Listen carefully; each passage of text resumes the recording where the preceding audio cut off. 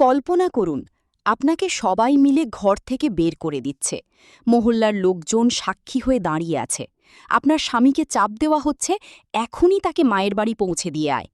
আর ঠিক তখনই একটা স্পিকার চালু হয়। সেই স্পিকারে বেরিয়ে আসে ভয়ঙ্কর সত্য। কে আসলে আহানার শরবতে ভাং মিশিয়েছিল? পিসিমাই টাকা দিয়ে শ্যামলকে ভাড়া করে এই ষড়যন্ত্র করেছিলেন। আহানা যাকে মা বলে মেনেছিল, সেই পরিবারেরই কেউ তাকে ফাঁসিয়েছিল।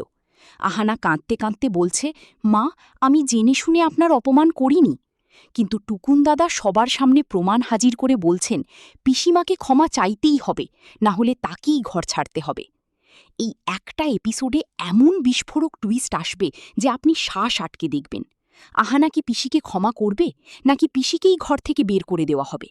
রহস্য, আবেগ আর ন্যায়ের লড়াই, পুরোটা না দেখে থাকতে পারবেন না।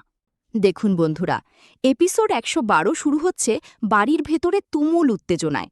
দিদিমা আর পরিবারের সবাই অর্জুনকে চেপে ধরেছে। তারা বলছে, ছোট বউকে এখনই তার মায়ের বাড়িতে পৌঁছে দিয়ে আয়, এমন মেয়েকে ঘরে রাখা যায় না। অর্জুন চুপ করে আছে। দিদিমা বলছেন, যখন সে আমার ইজ্জত নষ্ট করেছে, তখন আমি তার জন্য দুঃখ পাব কেন? ঠিক তখনই অর্জুন বলে, আমি শ্যামল আর মহল্লার ছেলেদের ডেকে এনেছি, তারা সাক্ষী থাকবে। মহল্লার লোকজন বাইরে এসে দাঁড়ায়। দিদিমা বলেন, যাতে কাল কেউ কোনো প্রশ্ন না তুলতে পারে। আহানা তখনও বাইরের উঠোনে বসে আছে। পরিবারের ছোট ছোট মেয়েরা এসে আহানার পক্ষ নেয়।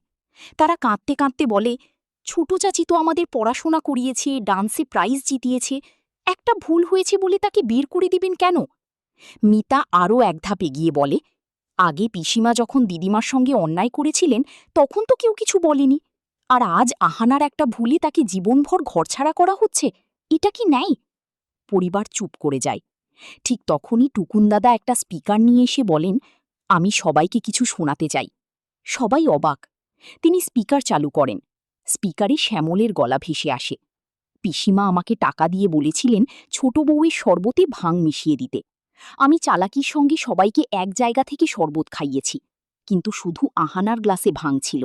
সবাই ভেবেছে আহানা নিজে নেশা করেছে। সবাই হতবাক।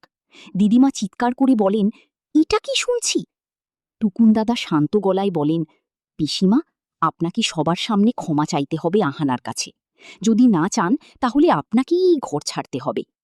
আহানা চোখের জলে বলে, টুকুনদাদা, আপনি আমার সম্মান বাঁচিয়েছেন, আমি নিজে কিছুই করিনি।